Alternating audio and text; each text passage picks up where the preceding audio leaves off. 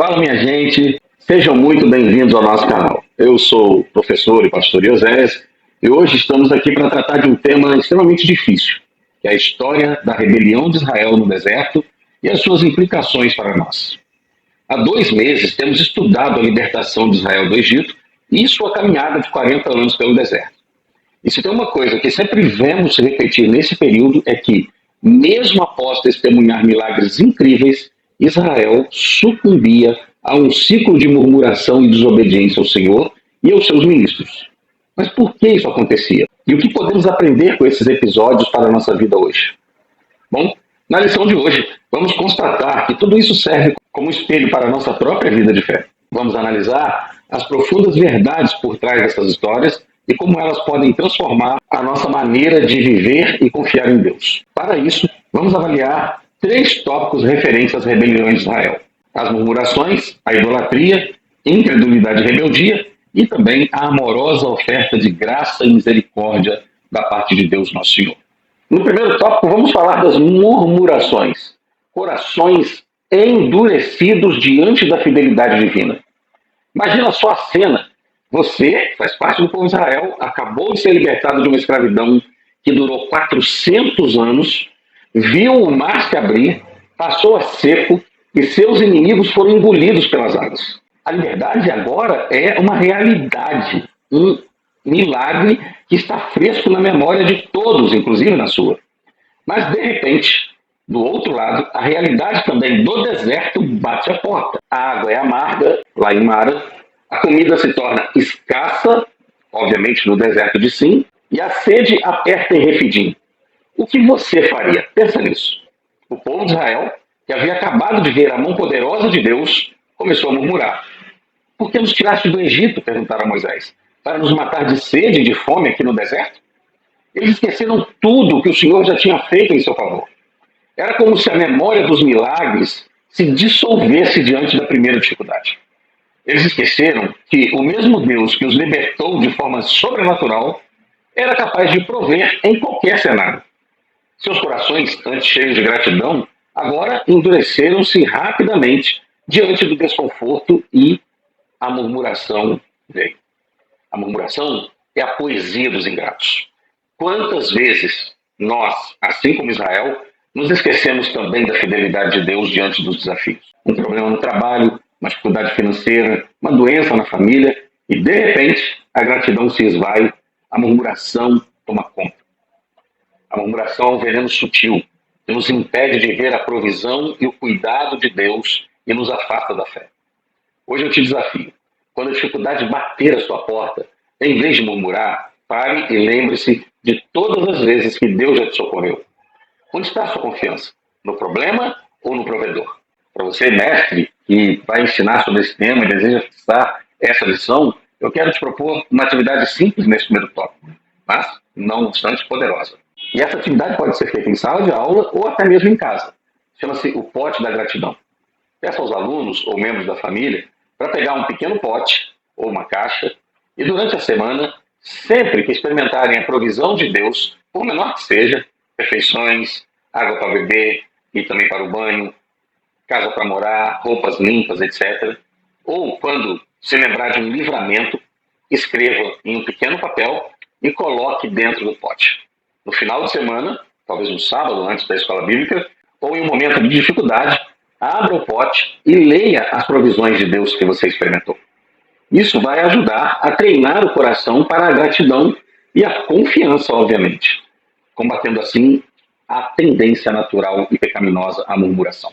É importante deixar a murmuração e a liderança estabelecida por ele, porque ela tende a nos levar àquilo que é o tema do nosso segundo tópico: idolatria, incredulidade e rebeldia contra Deus. Enquanto Moisés estava no Monte Sinai, recebendo de Deus as tábuas da lei, o povo impaciente decidiu criar seu próprio Deus.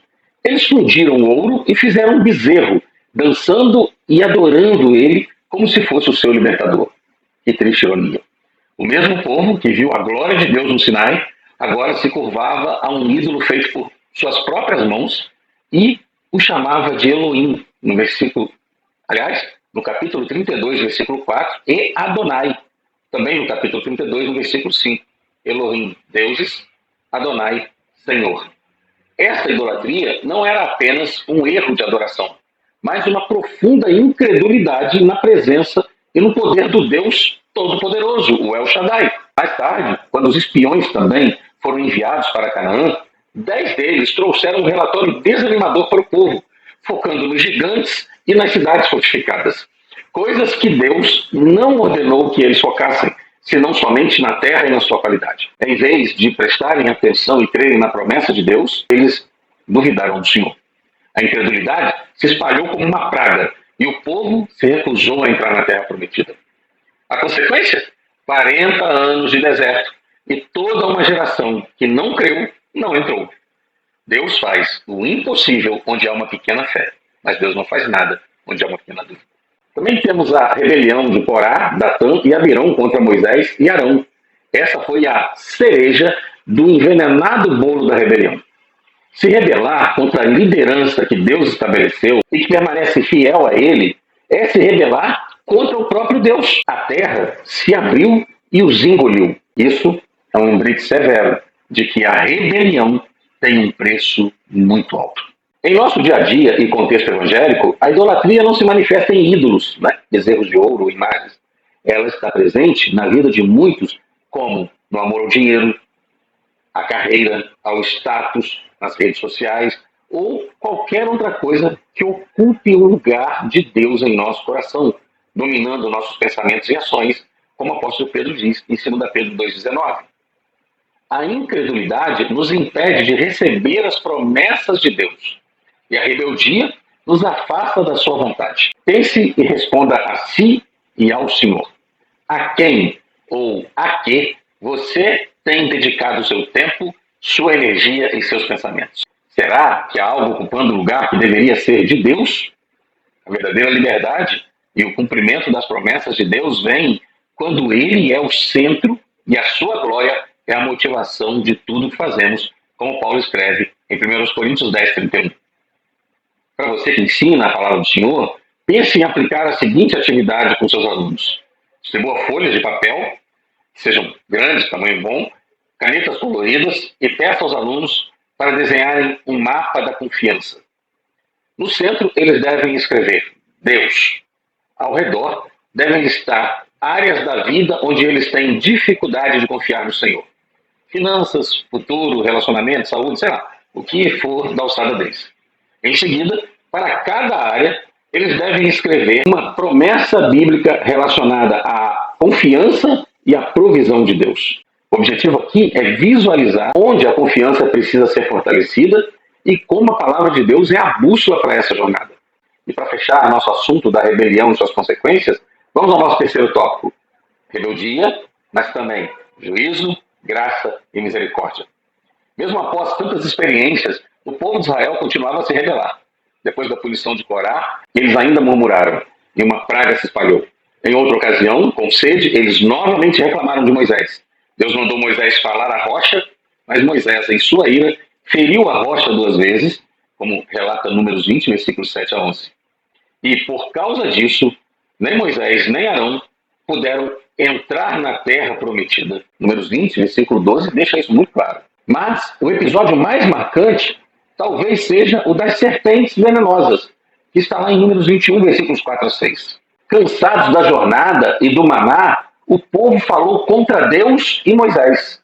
Como juízo, Deus enviou serpentes que picavam e matavam. O desespero tomou conta, mas em meio ao juízo, a graça brilhou mais uma vez. Deus instruiu Moisés a erguer uma serpente de bronze. Quem olhasse para ela seria curado. Não era um ato mágico, mas um ato de fé e obediência. Era a misericórdia de Deus se manifestando no meio do juízo, apontando para a salvação que viria através de Cristo Jesus, nosso Senhor, na cruz do Calvário. Compare Números 21, versículos 7 a 9, com João 3, versículos 14 e 15.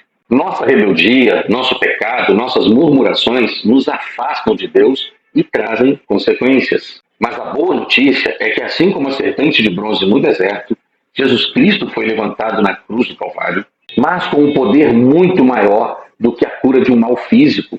para que todo aquele que nele crê não pereça, mas tenha a vida eterna. Não importa o quão longe você se sinta ou o quão grande pareça o seu pecado, volte para a cruz de Jesus. Lá estão a graça, o perdão e a misericórdia de Deus disponíveis para você, para mim, para todos aqueles que creem. Arrependa-se, confie nele e experimente a cura e a salvação que só ele pode dar. A você, querido mestre, pense nessa sugestão de atividade. Use uma parede ou um pedaço de papel bem grande como um muro.